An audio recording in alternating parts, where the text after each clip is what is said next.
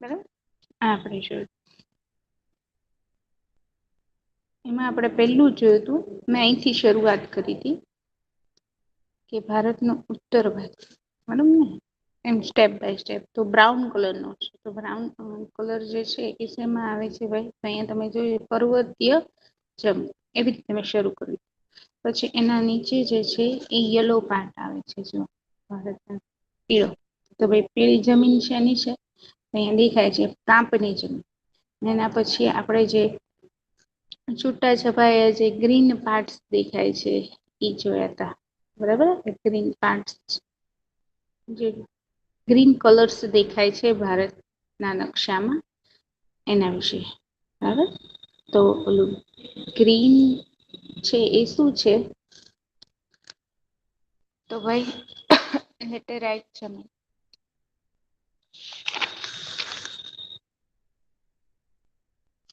Laterite જમીનને પડખાઉ જમીન પણ કહેવાય, બરાબર. પડખાઉ જમીન.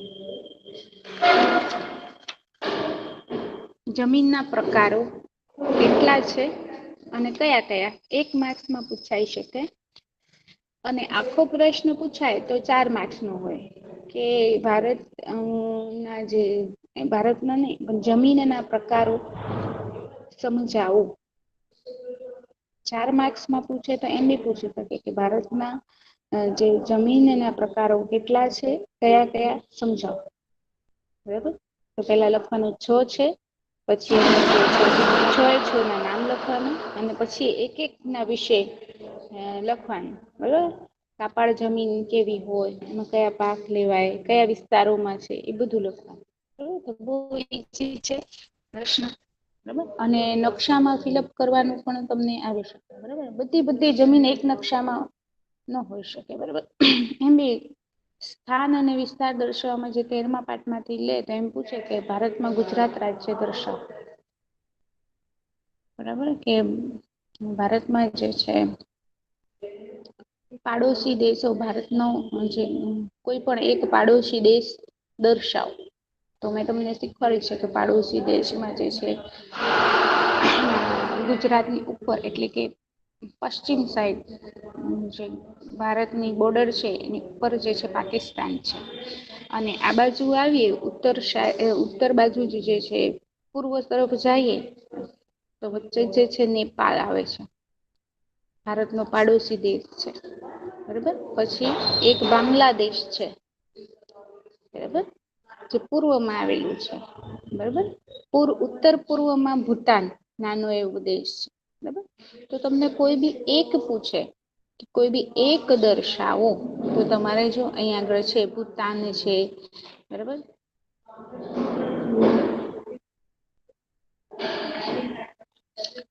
નેપાળ છે અહીંયા આગળ, પછી ભૂતાન છે, ભૂતાન છે, બાંગ્લાદેશ છે, બરાબર. પછી અહીંયા આગળ આ બાજુ પાકિસ્તાન આવ્યું છે, પશ્ચિમની સાઈડ, બરાબર. તો તમે કોઈ પણ એક ભારતનો પાડોશી દેશ દર્શાવો. તો તમે કોઈ પણ અથવા તો એમ પૂછે કે પાકિસ્તાન જે ભારતનો પાડોશી દેશ છે એ નકશામાં દર્શાવો. તમારે દર્શાવવાનો, તમને ખ્યાલ હોવો જોઈએ કે આ બાજુ છે, બરાબર. કે ભારતની જે છે પશ્ચિમ દિશામાં છે. બાંગ્લાદેશ દર્શાવો તો તમને ખબર હોવી જોઈએ કે બાંગ્લાદેશ જે છે એ ભારતની પૂર્વમાં આવેલું છે, બરાબર. તો અહીંયા આગળ એવું નથી હોતું, મારું કહેવાનું મિનિંગ એમ છે કે એવું નથી હોતું કે તમને નકશો પૂછાય તો આખું આપી દે કે ભાઈ કાપાળ જમીન, રેતાળ જમીન, કાળી જમીન, લેટેરાઈટ જમીન એ દર્શાવો, એમ નથી. એક નકશો હોય છે, એ જુદા જુદા પાઠમાંથી એક એક વસ્તુ લેવામાં આવી છે. દાખલા તરીકે 13મા પાઠમાંથી મેં કીધું સ્થાન દર્શાવવાનું હોય તો ગુજરાત ક્યાં આવ્યું, કોઈ એક ભારતના પાડોશી દેશ દર્શાવો, અથવા તો એમ પૂછે ભારતની દક્ષિણે કયું રાજ્ય, કોઈ એક રાજ્ય દર્શાવો, દક્ષિણનો તમારે કોઈ એક રાજ્ય જે તમને પરફેક્ટ આવડતું હોય કે આ રાજ્ય છે એ દક્ષિણમાં આ જ છે, આ વિસ્તારમાં જ છે, બરાબર. અથવા તો એનું નામ આપેલું હોય, બરાબર. તો અહીંયા આગળ જે છે પછી તમને એમ પણ પૂછી શકે કે કાપાળ જમીન દર્શાવો, કાળી જમીન, રણ પ્રદેશ દર્શાવો ક્યાં આવેલું છે. પછી જંગલ છે, અભયારણ્ય છે, એ બધા તો હજી પાઠ આપણે આપ્યા નથી. આ સૂત્ર 2 માટે છે કે અભયારણ્ય ગીર અભયારણ્ય ક્યાં આવેલું છે દર્શાવો.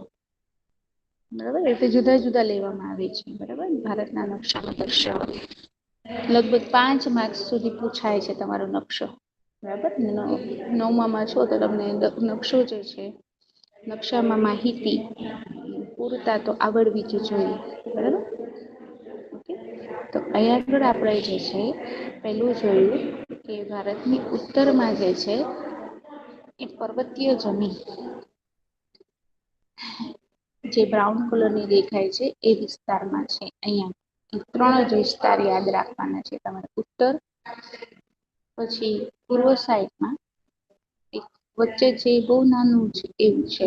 બરાબર, એ જે તિબ્બતની બાજુમાં છે. જો અહીંયા આગળ હું તમને ઝૂમ કરીને બતાવું, તિબેટ અને ભૂતાનની વચ્ચેનો જે ભાગ છે એ જે છે તિબેટ અને ભૂતાન. એવી રીતે યાદ રાખશો ને તો તમારે પરફેક્ટ જે છે ફિલઅપ કરી શકશો. બરાબર, અને આ બાજુ જે ભૂતાનથી પૂર્વ તરફ જતા પતલો એવો ભાગ જે છે એ પર્વતીય વિસ્તાર છે. બરાબર, એટલે કે પર્વતીય જમીન કહેવાય. તો ભાઈ પર્વતીય જમીન કઈ બાજુ છે?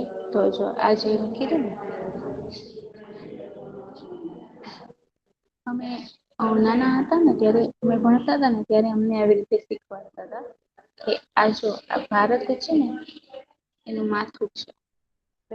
એના માથાનો વિસ્તાર છે ને આ જે છે ને એનું ગળું છે.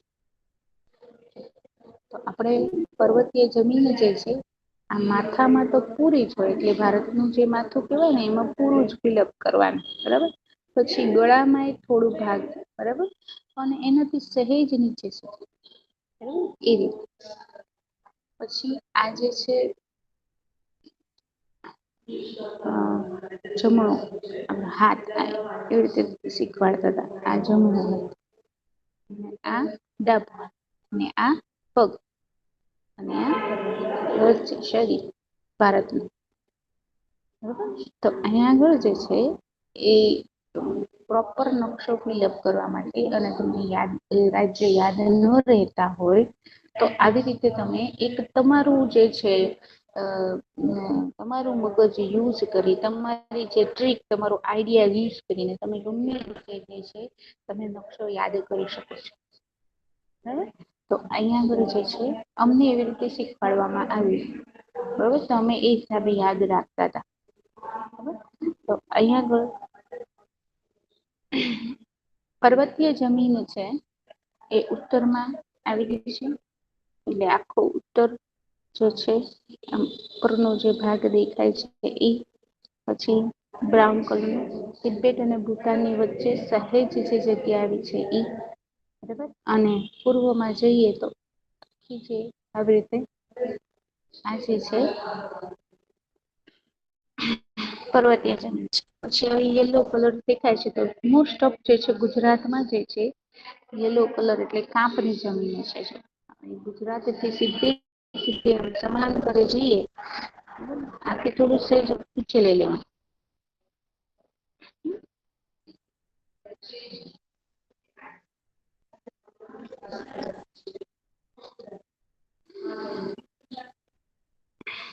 તો આનું સમાંતર સહેજ અહીંથી ઉપર લઈ લેવાનું મધ્યમાંથી.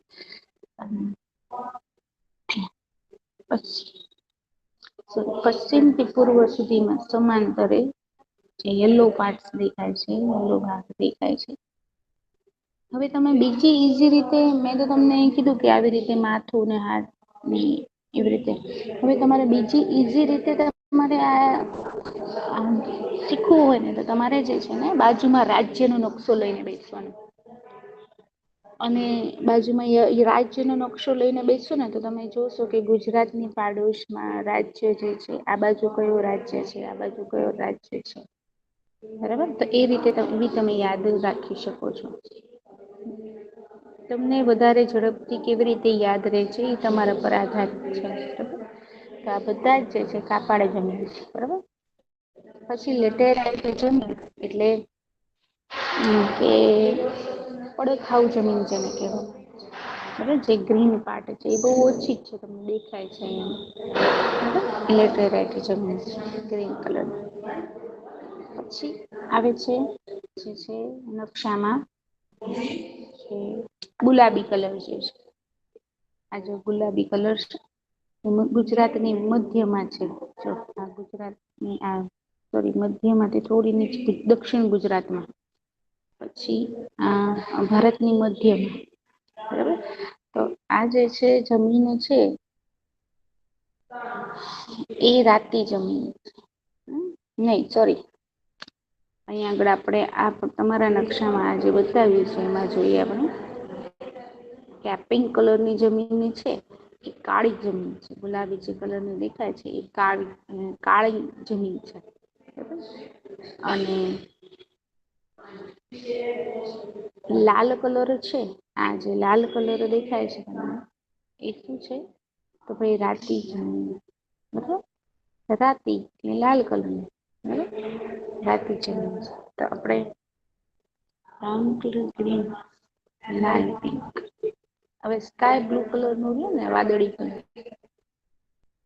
બરાબર. તો અહીંયા આગળ વાદળી કલર છે એ રણ પ્રકારની જમીન છે, એટલે રણ પ્રદેશ બતાવે છે. તો રણ પ્રદેશ તો જો આખા નકશામાં જે છે સ્કાય બ્લુ કલર છે ને એ ગુજરાતની ઉત્તરે જ આવેલું છે, બરાબર. જ્યાં કચ્છનું રણ છે, બરાબર. તો અહીંયા આગળ જે છે રણ પ્રકારની જમીન છે, બરાબર. આ રણ પ્રકારની નકશો કેવી રીતે ફિલઅપ કરવાનો છે મેં તમને શીખવાડી દીધું છે, બરાબર. તમે હોમવર્કમાં મોકલ્યો બી હશે, ન મોકલ્યો એ વિદ્યાર્થી આજે મોકલી દેશે. પણ આજે જે છે બધા જ પ્રકારની જમીન ફિલઅપ કરવાની છે. તમે જે લઈ આવ્યા છો નકશો જે લઈ આવ્યા છો એમાં તમે 3 પ્રકારની જમીન ફિલઅપ કરી, 3 પ્રકારની જમીન દર્શાવી. હવે ઓર 3 પ્રકારની જમીન દર્શાવવાની છે, બરાબર. તો કઈ, તો આ પિંક કલરની જે દેખાય છે કલર ભારતના નકશામાં જે છે કાળી જમીન, લાલ કલર દેખાય છે એ રાતી જમીન, અને પછી વાદળી કલર દેખાય છે તમને એ જે છે રણ પ્રકારની જમીન છે. એ 3 ઓર એડ કરીને આજે હોમવર્કમાં એ મોકલવાનું છે, બરાબર. ફેર બુક કમ્પ્લીટ રાખજો, થોડું થોડું લખતા રહેજો, બરાબર. એ દર વખતે હું તમને રિમાઈન્ડર આપું છું ફેર બુક. આ વખતે ઇન્ટરનલ ટેસ્ટ લીધી, આવતી વખત એવું ન બી બને તમારા બુક્સ મંગાવવામાં આવે, જેવી રીતે આ વખતે સપ્લી મંગાવવામાં આવી ને એવી રીતે તમારા ફેર બુક્સ મંગાવવામાં આવે, બરાબર. એટલે તમારી બેદરકારીને લીધે, આળસને લીધે તમારા માર્ક્સ ઇન્ટરનલ કપાય નહીં, એનું ધ્યાન રાખવાનું, બરાબર. આપણી ફરજમાં જે આવતું હોય એ આપણે સમયસર કરી જ નાખવાનું, બરાબર. તો જ આપણે જિમ્મેદાર નાગરિક બનીશું, બરાબર. આજ આપણે સ્કૂલમાં એ જ શીખવા ટાઈમસર કામ કરવું અને આપણું કામ ઈમાનદારીથી કરવું, બરાબર ને. તો એ સ્કૂલમાં શીખવાડવામાં આવે છે, જેનાથી એ વિદ્યાર્થી જ્યારે બહાર આવે છે, મોટો થઈને એક નાગરિક તરીકે પોતાનું જીવન વિતાવે છે, ત્યારે એક જિમ્મેદાર નાગરિક બને છે, બરાબર. એટલે આપણું જે વર્ક છે, જે કરવાનું છે એ કરી જ નાખવાનું, બરાબર. આળસ એમાં કરવાની નહીં, બેદરકારી રાખવાની નહીં, બરાબર. તો આપણે આ જમીનના પ્રકાર જે છે ડિટેલમાં જોશું. આ પહેલી જમીન છે કાપની જમીન, બીજી જે પીળા કલરમાં દર્શાવી છે. અહીં આગળ નકશામાં જો આ ઝૂમ કરું છું ત્યાંની વાત કરું છું.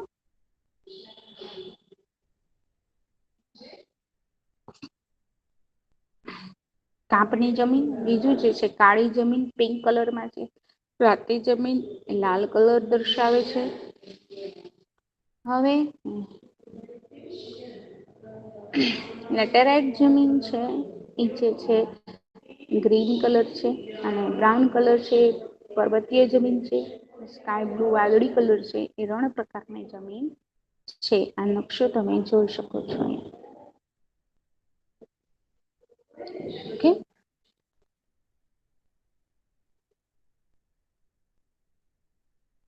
મેં બુકમાં જોયું તો બુકમાં જે છે આવી રીતે કલર્સમાં તમારે નકશામાં કલર્સ અને અહીંયા આગળ ડિફરન્સ પડી જાય છે ટેક્સ્ટ બુકમાં. તો તમે આ નકશાનો ફોટો ક્લિક કરવો હોય તો કરી લેજો. તમે ફોટો એનો લઈ લેજો, સ્ક્રીનશોટ પાડી લેજો આ નકશાનું, કારણ કે અહીંયા આગળ કલર છે ને એ બહુ ફાઈન આવ્યા છે. જો નકશામાં છે ને બહુ ડલ કલર લાગે છે. તમારી ટેક્સ્ટ બુક હશે એમાં તમે બરાબર. અને પિંક અને રેડમાં કઈ ખ્યાલ નથી આવતું, ટેક્સ્ટ બુકમાં છે એમાં. બરાબર, તો અહીં આગળથી સ્ક્રીનશોટ લઈ લેજો. હવે આપણે જે છે જમીનના મુખ્ય પ્રકારો, તો જમીનના મુખ્ય પ્રકારો જે છે 6 છે. ભારતની જમીનને 6 પ્રકારમાં વહેંચવામાં આવી છે. કઈ 6 પ્રકારમાં? એક કાંપની જમીન, બીજું કાળી જમીન, ત્રીજું રાતી જમીન, ચોથું પડખાઉ જમીન, પછી પડખાઉ જમીનને લેટેરાઈટ જમીન કહે છે. અને 5મી પર્વતીય જમીન અને 6ઠ્ઠી છે રણ પ્રકારની જમીન. બરાબર, તો અહીં આગળ જે છે કાંપની જમીન, તો કાંપની જમીન અને કાંપની જમીનના 2 પેટા પ્રકાર પડે છે. કાપાળ જમીન છે એના 2 પેટા પ્રકાર પડે છે. એક છે એને ખદર કહેવામાં આવે છે અને એક છે એને બાંગર કહેવામાં આવે છે. બરાબર, તો કાંપની જમીન છે પહેલું જ પ્રકાર છે કાંપની જમીન. ભારતની જમીનના જે પ્રકારો પાડવામાં આવ્યા છે એ 6 છે. એમાં પહેલું જ છે કાંપની જમીન. કાંપની જમીનમાં 2 પ્રકાર છે પેટા પ્રકાર, એમાં ખદર અને બાંગર. બરાબર, તો નદીઓનો ના નિક્ષેપણ થી તૈયાર થતી આ નવા કાંપની જમીનને ખદર કહે છે. ખદર છે એ નવું કાંપ છે.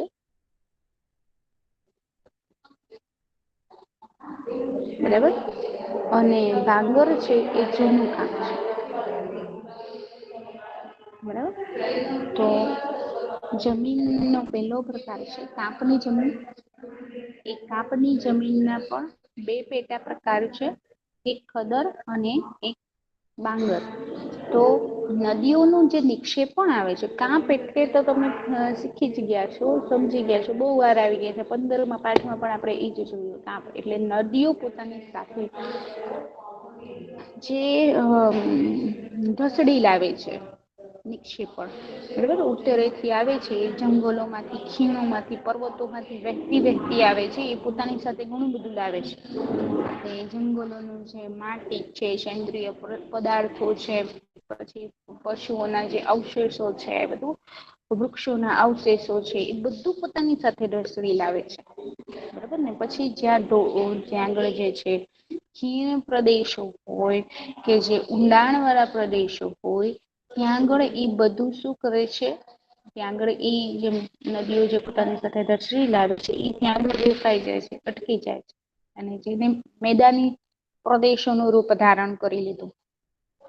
બરાબર, દિલ્હી, કોલકાતા એનું ઉદાહરણ છે. તો ત્યાં આગળ જે છે નવું કાંપ જે આવે છે ને, નદી કિનારાના વિસ્તારોમાં જે નવું કાંપ હોય છે એને ખદર કહેવામાં આવે છે. અને જે કાંપ બહુ જૂનું થઈ ગયું, બહુ પેલા નદીઓ લઈ આવી હતી અને એની ઉપર ઉપર પડ આવી ગયા છે, બરાબર, એને બાંગર કહેવામાં આવે છે.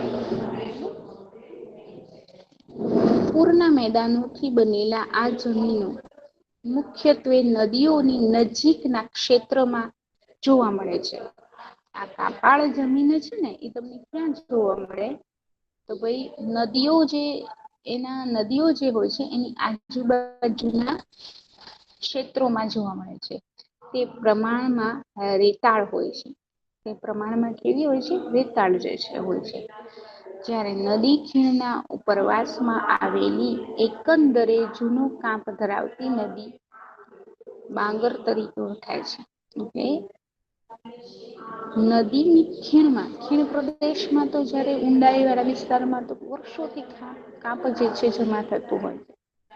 એટલે એનો ઉપરવાસનો ખીણનો ઉપરવાસનો જે ભાગ છે ઉપર તરફનો બરાબર તો એ ભાગમાં જૂનો કાંપ હોય છે. જૂના કાંપ ધરાવતી જમીન જોવા મળે છે તેને બાંગર કહેવામાં આવે છે. એટલે ખદર એટલે નવું કામ, બાંગર એટલે જૂનું કામ એ યાદ રાખવાનું. કાપાળ જમીન આપણને મોસ્ટ ઓફ જે છે નદી કિનારાના વિસ્તારમાં જોવા મળે અને નદી કિનારાના વિસ્તારમાં ખદર પ્રકારની જમીન એટલે કે નવું કાંપ વધારે જોવા મળે. જ્યારે ખીણ વિસ્તાર તરફ જઈએ ખીણ વિસ્તારના ઉપરવાસમાં જે છે જૂનું કાંપ વાળી જમીન હોય છે. બરાબર તો જે ખીણ વિસ્તારની ઉપરવાસની જમીન છે એના પર જે છે પડ જામી ગયા છે. ધરતીનું જે છે જેના પર જે દબાણ છે, પેટાળની ક્રિયા છે, બરાબર ગરમી છે એ બધાને લીધે એ કાંપ જે છે જૂનું થયેલું છે એને લીધે એ કેવી થઈ જાય છે ચીકણી અને ઘેરા રંગની થઈ જાય છે. ચીકણી અને ઘેરા રંગની થઈ જાય છે. રેતી કેવા રંગની હોય આપણે જોયું કે ખદર જે છે એ રેતાળ સ્વરૂપનું હોય છે. કારણ કે નવું હોય છે. બરાબર રેતી સ્વરૂપનું છે. પરંતુ એ જે છે જૂનું થઈ જાય એના પર પડ જામે દબાણ આવે બરાબર પૃથ્વીની પેટાળની જે છે ગરમી છે એના લીધે શું થાય છે તો કઈ એનું સ્વરૂપ બદલાય છે. બરાબર તો એ ચીકણી થઈ જાય છે અને ડાર્ક બ્રાઉન સ્વરૂપે થઈ જાય છે. બરાબર એટલે કાંપની જમીન જે છે એ બે પ્રકારની છે. એક છે ખદર અને બાંગર.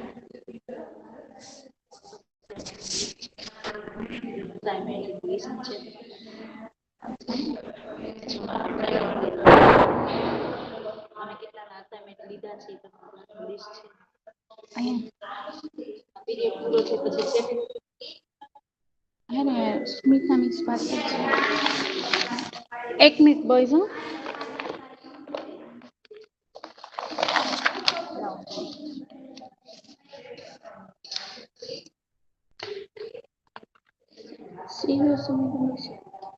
સત્યાવીસ 27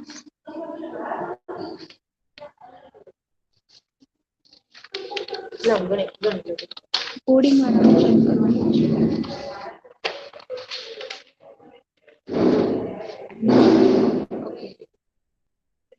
તો બોયસ પહેલું પ્રકાર કયું છે જમીનનું મને કોઈ એક બોયઝ આન્સર આપશે. જમીનનો પેલો પ્રકાર કયો છે બેટા?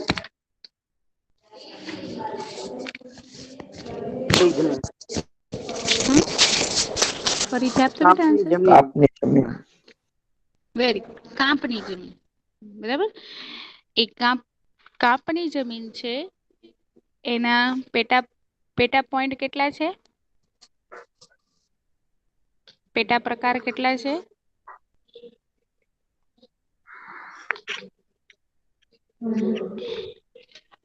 આન્સર આપો બેટા. કાંપની જમીન છે એના પેટા બે કયા કયા? ખદર અને બાગર. બાંગર તો ખદર એટલે? નવું કાપ. ને બાંગર એટલે? જૂના કાપ. વેરી હવે આપણે પેલો પોઈન્ટ જે છે એ યાદ રહી ગયું આપણને કે જમીનના મુખ્ય જે છે 6 પ્રકાર છે અને 6 પ્રકારને જણાવવાના છે. અને એ જણાવ્યા પછી નંબર 1 કરીને લખવાનું છે. દાખલા તરીકે તમે કાપાળ જમીન, કાળી જમીન, રાતી જમીન, પડખાવ એટલે કે લેટેરાઈટ જમીન, પર્વતીય જમીન અને રણ પ્રકારની જમીન એ 6 નામ દર્શાવી દીધા પછી નવી લીટીમાં નંબર 1 કરીને લખવાનું છે કાંપની જમીન. તો ભાઈ કાંપની જમીન ના પણ 2 પેટા પ્રકાર છે અને એ છે એક છે ખદર અને બીજું છે બાંગર. હવે એમાં જ લખવાનું ખદર એટલે શું? તો ખદર એટલે નદીઓના નિક્ષેપણે તૈયાર થતી નવા કાંપની જમીનને ખદર કહે છે. નદીના નિક્ષેપણથી તૈયાર થતી નવા કાંપની જમીનને ખદર કહે છે. બરાબર જે નદી કિનારે જોવા મળે છે ને જે રેતી સ્વરૂપની હોય છે. બરાબર હવે બાંગર એટલે શું? તો બાંગર જે છે એ જૂનું કામ. બાંગર એટલે જુનું કામ.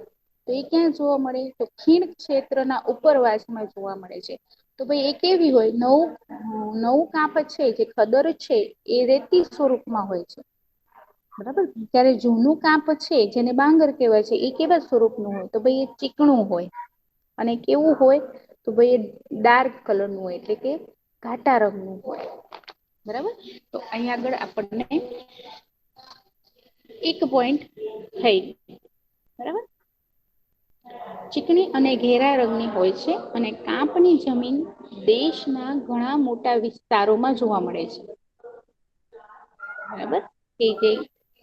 માઇક કોનું શરૂ છે એ બંધ કરી દેશે. કાપની જમીન છે એ દેશના જે છે ઘણા મોટા જે છે વિસ્તારમાં જોવા મળે છે. જોઈ લો અહીંયા પીળો કલર કાપની જમીન. બરાબર. તો આપણે તમે ભારતના નકશામાં જોશો તો સૌથી વધારે જે કલર્સ તમને દેખાય છે એ પીળો જ છે. બરાબર. તો અહીંયા આગળ એક પોઈન્ટ એ લોકોએ ઉમેર્યો છે કે ભાઈ ભારત દેશમાં જે છે કાપની જમીન જે છે મોટા પ્રમાણમાં જોવા મળે છે. બરાબર. કાપની જમીન દેશમાં ઘણા મોટા વિસ્તારમાં જોવા મળે છે.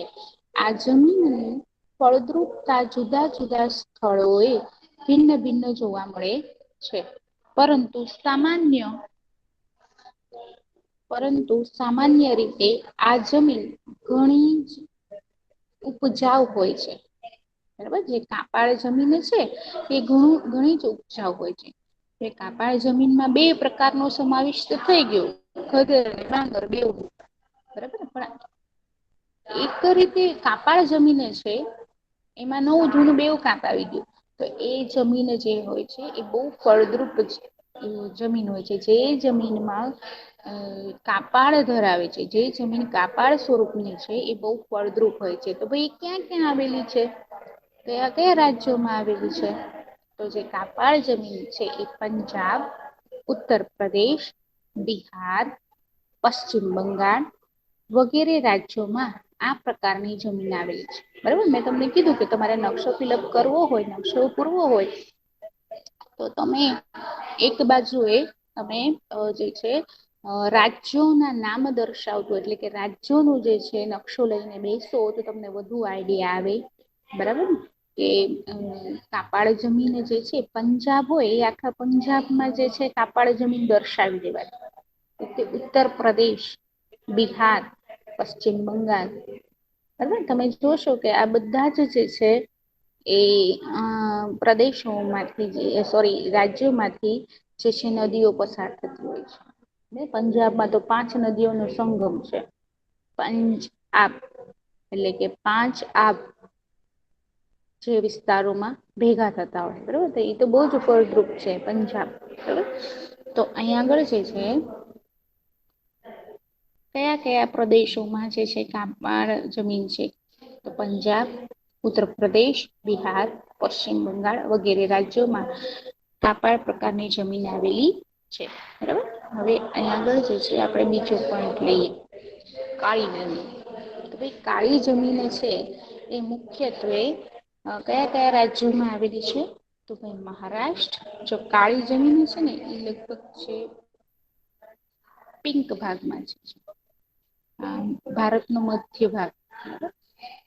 આ ભારતનો મધ્ય ભાગ. બરાબર. પિંક કલર છે તમને એ કાળી જમીન છે. બરાબર. તો અહીંયા ગુજરાતમાં એ જોવા મળે છે. બરાબર. અને ભારતનો મધ્ય ભાગ. આ બધું જ તમને પિંક કલર દેખાય છે. બરાબર.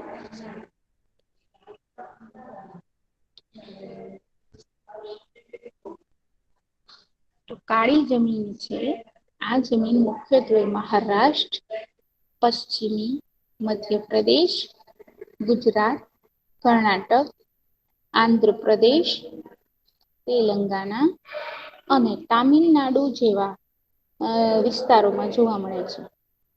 બરાબર. કાળી જમીન કયા કયા રાજ્યોમાં જોવા મળે છે? તો મહારાષ્ટ્ર, પશ્ચિમી મધ્યપ્રદેશ, ગુજરાત, કર્ણાટક, આંધ્રપ્રદેશ, તેલંગાણા અને તામિલનાડુમાં જોવા મળે છે. કાળી જમીન દ્વીપકલ્પીય ઉચ્ચ પ્રદેશની ભેટ છે. કાળી જમીન છે એ દ્વીપકલ્પીય ઉચ્ચ પ્રદેશ છે એની ભેટ છે, એને લીધે કાળી જમીન આપણને મળી છે. જો દ્વીપકલ્પીય એટલે કે જેની આપણો ભારતનો જે તમે નકશો જોયો હશે તો એના ભારતનો દક્ષિણ જે ભાગ છે એમાં 3 બાજુ એટલે કે પૂર્વ, પશ્ચિમ અને દક્ષિણ બાજુ એ દરિયો છે એને દ્વીપકલ્પીય કહેવામાં આવે છે. દરિયામાંથી જે છે ઘણું બધું જે છે કાદવ છે તે બરાબર એટલે કારણ કે એ બધી જ નદીઓ છે એન્ડમાં તો સમુદ્રને જ મળતી હોય છે. પોતાની સાથે ઘણું બધું જંગલોમાં સીધસરી લાવતી હોય, દરિયામાં ઠલવતી હોય. બરાબર, પછી મનુષ્ય પ્રવૃત્તિ દ્વારા જે છે દરિયામાં જે છે કચરો ઠલવવામાં આવે છે એને લીધે. તો એ બધું જ જે છે માટી છે, કીચડ છે, એ બધું જ જે છે દરિયા કિનારે બધું ભેગું થાય છે. અને મોજા એ દરિયામાં ભરતી એને લીધે શું થાય છે એ બધું જ જે છે એ ઉચ્ચ પ્રદેશ દરિયા કિનારાના જે પ્રદેશો છે ત્યાં આગળ આવી જાય છે. તો એમ કહેવાય છે કે કાળી જમીન છે એ દ્વીપકલ્પીય ઉચ્ચ પ્રદેશની ભેટ છે. આ જમીન કેવી હોય છે? ચીકણી હોય છે. કાળી જમીન જો તમે મગફળી ખરીદી લાવ ને ભાઈ, તમારા મમ્મી જે મગફળી આવે ને ફ્રેશ આવે છે અને શેકીને કે બાફીને ખવાય એવી, તો તમે તમારા મમ્મી લઈ આવતા હશો ને એના પર માટી ચોટેલી હશે જોજો. ઈ જે આપણી ફળિયાની કે આંગણાની જે માટી હોય ને એના કરતા જુદી જ હોય છે. આપણા ફળિયાની જમીન છે ને એ જે સ્કીન કલરની હોય છે. બરાબર, અને એ જે માટી હોય છે ને મગફળીની ઉપર ચોટેલી હોય છે કે અથવા તો એની સાથે જે માટીના ઢેફા આવી જાય છે ઈ એકદમ બ્લેક કલર ના લાગે છે. પછી તમે એને પલાળીને જોશો ને, તમે એ ઢેફું લઈને એને પલાળશો ને અથવા તો ભીના હાથે તમે એ લેશો ને તો બહુ ચીકણું ચીકણું લાગશે. બરોબર, તો કાળી જમીન હોય છે એ ચીકણી હોય છે અને કસ વાળી હોય છે. તે લાંબા સમય સુધી ભેજ ગ્રહણ કરવાની ક્ષમતા ધરાવે છે. તમે 7મા ધોરણમાં અને 6ઠ્ઠા ધોરણમાં આ વસ્તુ ભણી ગયા છો કે કોનામાં જે છે ભેજ ધારણ કઈ પ્રકારની જમીનમાં ભેજ ધારણ શક્તિ વધારે છે. કઈ પ્રકારની જમીનમાં ભેજ ધારણ શક્તિ ઓછી અથવા નહીવત છે. બરાબર, તો અહીંયા આગળ જે છે કાળી જમીન છે એની ભેજ ધારણ શક્તિ કેવી છે, કેવી હોય છે? એ વધુ હોય છે. શા માટે વધુ હોય છે? તો કારણ કે એ ચીકણી હોય છે. બરાબર, એટલા માટે. આ જમીન રૂપાંતરિત ખડકો દ્વારા તૈયાર થાય છે. રૂપાંતરિત ખડકો આપણે ભણી ગયા. બરાબર, પ્રસ્તરીત ખડકો અને આગળના જે આપણે ખડકો જોયા એમાં જે 2 પ્રકારના ખડકો હતા. આર્ગનિક ખડકો એટલે અગ્નિકૃત ખડકો અને પ્રસ્તરીત ખડકો જે હોય છે એના પર જે લાંબા સમયની પ્રક્રિયાઓ થાય છે એના લીધે એ જે છે રૂપાંતરિત ખડકોમાં જે છે શું થાય છે એ નિરૂપણ થાય છે. તો અહીંયા આગળ આપણને આપ્યું છે કે આ જે કાળી જમીન કેવી રીતે તૈયાર થાય છે, તો રૂપાંતરિત ખડકો દ્વારા તૈયાર થાય છે. બરાબર, અને કપાસના પાક માટે વધુ અનુકૂળ છે. કાળી જમીન જે છે કપાસ, મગફળી જેવા પાક માટે વધુ અનુકૂળ છે. તેથી તો તે કપાસની કાળી જમીન તરીકે જાણીતી છે. જો MCQમાં કે ખાલી જગ્યામાં પૂછાય છે કે કપાસની ખાલી જગ્યા કાળી જમીન તરીકે જાણીતી બની છે. બરાબર, કપાસની કાળી જમીન તરીકે જાણીતી બની છે. તો કોણ? તો ભાઈ કાળી જમીન. તો કપાસની ખાલી જગ્યા તરીકે જાણીતી બની છે તો કોણ? તો કાળી જમીન. બરાબર, ગમે એ રીતે પૂછાય, ગમે ત્યાં બ્લેન્ક્સ મૂકી દે. યાદ રાખવાનું કે કાળી જમીન છે એ કપાસની જમીન તરીકે જાણીતી બની છે. આ જમીન રેગુર ના નામે ઓળખાય છે. યાદ રાખજો, રેગુર જમીન પૂછે તો બી કાળી જ જમીન. રેગુર પ્રકારની જમીન વિશે 2-3 વાક્ય લખો, 2 માર્ક્સમાં એવું પૂછે તો તમારે એમ નહીં વિચારવાનું કે રેગુર પ્રકારની જમીન, તો આ પ્રકાર તો વિશે ભણાવ્યું જ નથી. તો રેગુર એટલે શું? તો આ કાળી જમીનને રેગુર જમીન કહેવામાં આવે છે. બરાબર, રેગુર. બરાબર, રેગુર પ્રકારની જમીન કહેવામાં આવે છે. બરાબર. તો કાળી જમીન વિશે આપણે શું જોયું? તો કાળી જમીન મહારાષ્ટ્ર, પશ્ચિમ અને મધ્યપ્રદેશ, ગુજરાત, કર્ણાટક, આંધ્રપ્રદેશ, તેલંગાણા અને તામિલનાડુમાં જોવા મળે છે. કાળી જમીન દ્વીપકલ્પીય ઉચ્ચ પ્રદેશની ભેટ છે. આ જમીન જે છે એ ચીકણી અને કસવાળી હોય છે, તેથી તેનામાં ભેજ ધારણ શક્તિ વધારે હોય છે. આ જમીન રૂપાંતરિત ખડકો દ્વારા તૈયાર થાય છે અને કપાસ, મગફળી જેવા પાકો માટે અનુકૂળ છે. તેથી જ તો તેને કપાસની કાળી જમીન તરીકે ઓળખીએ છીએ આપણે. બરાબર, એટલે કપાસની કાળી જમીન તરીકે જાણીતી બની છે. આ જમીન રેગુરના નામે પણ ઓળખાય છે. બરાબર, કાળી જમીનને રેગુર પ્રકારની જમીન પણ કહેવામાં આવે છે. બરાબર, હવે આવે છે રાતી જમીન.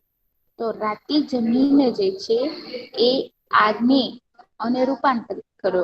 આગ્નેય એટલે અગ્નિકૃત, આગ્નેય એટલે અગ્નિકૃત ખડકો અને રૂપાંતરિત ખડકો ધરાવતા ક્ષેત્રમાં રાતી જમીન આવેલી છે. જો તમે આગ્નેય ખડકો એટલે કે અગ્નિકૃત ખડકો વિશે જાણ્યું, તો કેવી રીતે અગ્નિકૃત એટલે કે આગ્નેય ખડકો બને છે એ જોયું આપણે. પૃથ્વીના પેટાળમાંથી નીકળતો લાવા, બરાબર, જ્વાળામુખી ફાટે અને એમાંથી લાવા નીકળે અને એ ઠરે, તો ભાઈ આ આગ્નેય પ્રકારની જમીન જે છે એ રૂપાંતરિત થાય. બરાબર, એની ઘણા બધા ઘણો બધા સમયની જે છે પ્રોસેસ, ઘણા બધા સમય પછી એ આગ્નેય ખડકોમાં રૂપાંતરિત થાય છે. બરાબર, લાવા નીકળ્યું ને ઠર્યું તો ભાઈ આગ્નેય ના, એને તે વખતે તો લાવા જ કહેવાય, ઠરેલો લાવા કહેવાય. પરંતુ ધરતીના પેટાળમાં ઘણી બધી ક્રિયાઓને પછી એ શું બને છે? તો ભાઈ આગ્નેય પ્રકારની જે જમીન કે ખડકો જે છે તૈયાર થાય છે. તો લાવા જે નીકળે છે ને એ લાલ રંગનું હોય છે. એ ઠરે છે ને તો એ વિસ્તારની જમીન બી છે ને લાલ લાલ દેખાય છે આપણે. બરાબર, તો એ આગ્નેય પ્રકારના ખડકો જે છે એ લાલાશ પડતા હોય છે. બરાબર, તો અહીંયા આગળ રાતી જમીન છે એટલે લાલ જમીન છે. એમ કહે છે, અહીંયા આગળ લખ્યું છે કે આગ્નેય અને રૂપાંતરિત ખડકો ધરાવતા ક્ષેત્રમાં રાતી જમીન આવેલી છે. તો આપણે સમજી શકીએ, બરાબર ને, કે એ ખડકોનું જે છે ધોવાણ થાય પવનથી કે પાણીથી, અંદર પ્રક્રિયાઓ થાય. બરાબર, અને લાંબા સમય છે જે છે એ માટીમાં રૂપાંતરિત પામી જાય આ પ્રકારના ખડકો. તો એ માટી કેવી હશે? તો ભાઈ લાલ રંગની જ હશે. બરાબર, કેમ? તો ભાઈ એ આગ્નેય ખડકો અને રૂપાંતરિત ખડકો જે ધરાવતા ક્ષેત્રોમાં જોવા મળે છે. બરાબર, એટલે એ લાલ રંગની છે. તો ભાઈ લાલ રંગની છે તો એમાં શું શું જોવા મળે છે? એમાં કયા કયા તત્વો છે? તો લોહ તત્વો છે અને અન્ય સેન્દ્રિય પદાર્થો, એટલે કે સેન્દ્રિય તત્વોને લીધે આ જમીનનો રંગ રાતો એટલે કે લાલ દેખાય છે. આ જમીન પ્રમાણમાં છિદ્રાળુ અને ઉપજાઉ છે. લાલ જમીન છે, રાતી જમીન છે, એ છિદ્રાળુ છે અને ઉપજાઉ છે. તો ભાઈ આ લાલ જમીન છે એ ક્યાં જોવામાં આવે છે? કયા રાજ્યોમાં? તો ગોવામાં, તામિલનાડુમાં અને કર્ણાટક, આંધ્રપ્રદેશ. જો એવા બી પ્રદેશો, એવા બી રાજ્યો હશે કે એ રાજ્યોમાં બે પ્રકારની જમીન હશે. બરાબર, તો અહીંયા આગળ જો ગોવા, તમિલનાડુ, કર્ણાટક, આંધ્રપ્રદેશ, ઓડિશા અને ઝારખંડ ના કેટલાક ભાગોમાં રાતી જમીન જોવા મળે છે. જો ઝારખંડના કેટલાક ભાગોમાં, બરાબર, આખા ઝારખંડ રાજ્યમાં નહીં, એટલે બીજે ઝારખંડના બીજા ક્ષેત્રમાં જે છે હોઈ શકે કે પર્વતીય જમીન હોય, બરાબર, બીજા પ્રકારની જમીન. તો ઝારખંડમાં અમુક ભાગોમાં રાતી જમીન હોય છે. તો રાતી જમીન એટલે લાલ જમીન વિશે આપણે શું જોયું? તો ભાઈ આર્ગની અને રૂપાંતરિત ખડકો ધરાવતા ક્ષેત્રમાં રાતી જમીન આવેલી છે. લોહ તત્વ અને સેન્દ્રિય તત્વોને લીધે આ લાલ રંગની દેખાય છે. આ જમીન પ્રમાણમાં છીદડાવ અને ઉપજાવ છે. તો કયા કયા વિસ્તારમાં જોવા મળે છે? તો ગોવા, તમિલનાડુ, કર્ણાટક, આંધ્રપ્રદેશ, ઓડિશા અને ઝારખંડ જેવા વિસ્તારોમાં આ જમીન જોવા મળે છે. પછી એના પછી આવે છે પડખાઉ જમીન એટલે કે લેટેરાઈટ જમીન, જે આપણે નકશામાં જોયું હતું. ગ્રીન કલર નો પાર્ટ છે, લેટેરાઈટ જમીન ગ્રીન કલરની છે. પડખાઉ જમીન અહીંયા આગળ તમને દેખાય જ છે. ગ્રીન કલર ના ભાગમાં. તો આ શું છે? તો ભાઈ લેટેરાઈટ જમીન છે.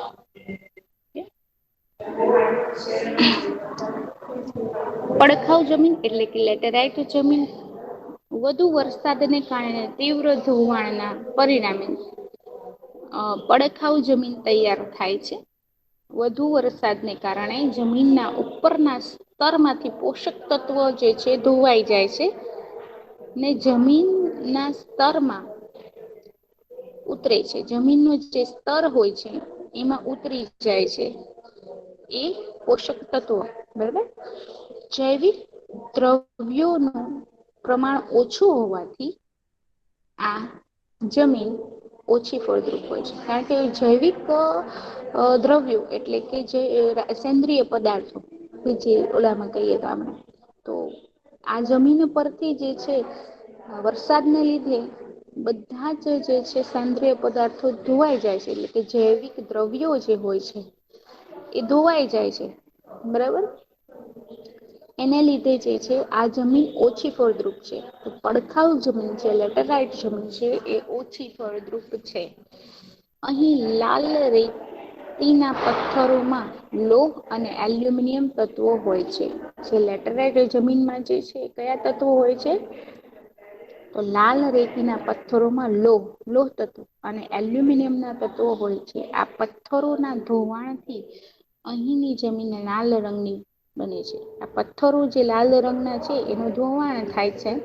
એને લીધે આ જે જમીન છે એ લાલ રંગની હોય છે. આવી જમીન દખ્ખણના પહાડી પ્રદેશ, કર્ણાટક, કેરળ, ઓડિશા અને પૂર્વોત્તરના કેટલાક ભાગોમાં જોવા મળે છે. લેટેરાઈટ જમીન જે છે એ વરસાદી તીવ્ર વરસાદને કારણે જે ધોવાણ થાય છે એના પરિણામે પડખાઉ જમીન તૈયાર થાય છે. આ જમીન ઓછી ફળદ્રુપ છે. વરસાદને કારણે જમીનના ઉપરનો સ્તર છે એ ધોવાઈ જાય છે અને જૈવિક પદાર્થો જે છે એમાં ઓછા હોવાથી એ ઓછી ફળદ્રુપ છે, બરાબર. અહીં લાલ રંગના પથ્થરો અને એલ્યુમિનિયમના તત્વો જોવામાં આવે છે. એટલે કે આ જે પથ્થરો જે છે લાલ રંગના, એના ધોવાણને લીધે આજુબાજુ લાલ રંગની જમીન એટલે રાતી રંગની હોય છે. એટલે પડખાઉ જમીન પણ કેવા રંગની હોય છે? લાલ રંગની હોય છે. આવી જમીન ક્યાં જોવા મળે છે? તો ભાઈ દખ્ખણના પહાડી પ્રદેશ, કર્ણાટક, કેરળ, ઓડિશા, પૂર્વોત્તરના કેટલાક ભાગોમાં જોવા મળે છે. હવે પછી આવે છે પર્વતીય જમીન, બરાબર. ભારતના ઉત્તરમાં આપણે જોયું તો પર્વતીય જમીન જંગલોને કારણે જૈવિક દ્રવ્યોનું પ્રમાણ વધારે હોય છે. જો કે અલગ અલગ સ્થળો પર તે ભિન્નતા ધરાવે છે. શિવાલિક પર્વત શ્રેણીઓ પર આ જમીન ઓછી કસવાળી અને અપરિપક્વ જણાય છે. શિવાલિકો જે છે એની ઉપર જે આ જમીન છે પર્વતીય જમીન છે ઓછી કસવાળી હોય છે અને અપરિપક્વ હોય છે. આ જમીન રેતાળ, છિદ્રાળુ અને જૈવિક દ્રવ્યોના અભાવ વાળી હોય છે. આ પર્વતીય જમીન જે છે એ રેતાળ હોય છે, છિદ્રાળુ હોય છે અને જૈવિક પદાર્થો જે છે, સેન્દ્રિય પદાર્થો છે એમાં ઓછા હોય છે. આવી જમીન દેશના પર્વતીય વિસ્તારોમાં જોવા મળે છે. મેઘાલય, અરુણાચલ પ્રદેશ, પૂર્વની પર્વત શ્રેણીઓ, ઉત્તરાખંડ, હિમાચલ પ્રદેશ તથા જમ્મુ કાશ્મીર રાજ્યોમાં આવી જમીન જોવા મળે છે. બરાબર, એ તો આપણને ખબર જ છે. હવે આવે છે છઠ્ઠો પ્રકાર, રણ પ્રદેશ. રણ પ્રદેશની જમીન. આ જમીન ભારતના શુષ્ક અને અર્ધ શુષ્ક વિસ્તારો એટલે કે ગુજરાત, રાજસ્થાન, પંજાબનો અમુક ભાગ, અને હરિયાણામાં મુખ્યત્વે આ જમીન જોવા મળે છે. કઈ જમીન? તો રણ પ્રકારની જમીન. ક્ષાર કણોની અધિકતા. ક્ષાર એટલે ખારાશ, તમે સમજી જ ગયા હશો. ક્ષાર ક્યાં આગળ વધુ જોવા મળે? તો દરિયાના પાણીમાં વધુ જોવા મળે. તો ભાઈ ક્ષાર વાળી જમીન ક્યાં હોય? તો ભાઈ દરિયા કિનારાના નજીકના વિસ્તારોમાં. તો આ રણ પ્રકાર જે છે, બરાબર, એ કચ્છનો આખો તમે ઉપર જોયો હશે. વિસ્તાર જે છે રણ પ્રદેશ, અને કચ્છનો આખો અખાત જે છે દરિયા કિનારો છે. બરોબર, એ રણ પ્રકારની જમીન છે. એમાં ક્ષારના કણો અધિક અને જૈવિક પદાર્થોની ઓછપ જોવા મળે છે. એટલે જૈવિક પદાર્થો, સેન્દ્રિય પદાર્થો છે એ ઓછા હોય છે, અને ક્ષારનું પ્રમાણ વધારે હોય છે. સિંચાઈની સગવડથી આ જમીનમાં ખેતી શક્ય બની છે. બરાબર, નર્મદા પર બાંધવામાં આવેલું બંધ, બરાબર, એને લીધે જે છે સરદાર સરોવર બંધ, જેને લીધે જે છે રણ પ્રદેશોના શુષ્ક પ્રદેશોને હરિયાળા બનાવવામાં આવ્યા છે. બરાબર, તે વિસ્તારોમાં ગુલાબની ખેતી થાય છે. બરાબર, એટલે હરિયાળો થઈ ગયો છે રણ પ્રદેશનો અમુક ભાગ જે છે, જ્યાં સુધી નર્મદાનું પાણી ગયું છે ત્યાં સુધી. બરાબર, તો રણ પ્રકારની જમીન જે છે એ ભારતના શુષ્ક અને અર્ધ શુષ્ક વિસ્તારમાં જોવા મળે છે. ગુજરાત, રાજસ્થાન, પંજાબ, હરિયાણામાં એ મુખ્ય તો આ જમીન જોવા મળે છે. એ જમીન જે છે ક્ષારકણોની આધારિત અને જૈવિક પદાર્થોની ઓછપ જોવા મળે છે. સિંચાઈની સગવડથી આ જમીનમાં ખેતી શક્ય બની છે. બરાબર, અહીં આગળ આ જમીનના 6 પ્રકાર કમ્પ્લીટ થાય છે. આમ આબોહવા અને ભૂપુષના વૈવિધ્યને કારણે દેશની જમીનોમાં ઘણી વિવિધતા જોવા મળે છે. એમ પ્રશ્ન પૂછે કે ભારતની જમીનોમાં વૈવિધ્યતા શા માટે જોવા મળે છે? તો ભારતની આબોહવા અને ભારતની ભૂપુષ્ઠ એટલે કે જમીનની વૈવિધ્યતાને કારણે ભારતની જમીનોમાં ઘણી બધી વિવિધતા જોવા મળે છે. તો ભારતની જમીનમાં વિવિધતા શા માટે જોવા મળે છે? તો ભારતની આબોહવા અને ભારતના ભૂપૃષ્ઠની વૈવિધ્યતાને લીધે, બરાબર, જમીનમાં ઘણી બધી વિવિધતા જોવા મળે છે. તો અહીં આગળ જે છે આપણો લેક્ચર આપણે કમ્પ્લીટ કરીએ છીએ. અહીંયા આપણો પાઠ બી કમ્પ્લીટ થાય છે. હા બેટા બોલ. મેમ હા, મેમ પડખાવ જમીન એટલે પડતર જમીન ને? ખાઉં છું. બરાબર, લેટેરાઈટ જમીન જેને કહેવાય છે. બરાબર,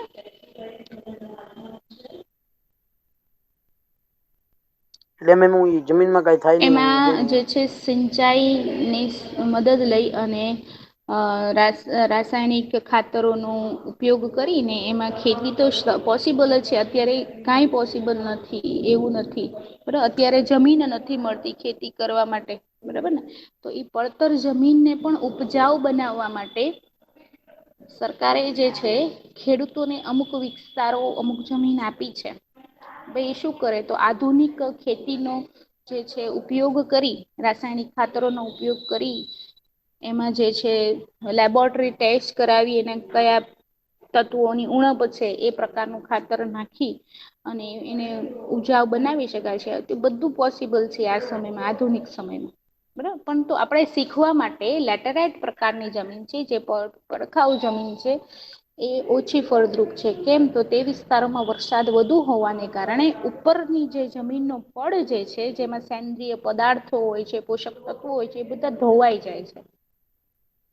બરાબર, એટલે કે પડખાઉ જમીન છે, લેટેરાઈટ જમીન છે, એ જમીનમાં જે છે સેન્દ્રિય પદાર્થો, બરાબર, એનું ઉણપ હોય છે. એને લીધે જે છે શું થાય છે? એ ઓછી ઉપજાવ છે. બરાબર, જો એના પર બી ખેતી કરવી હોય તો કરી શકાય છે.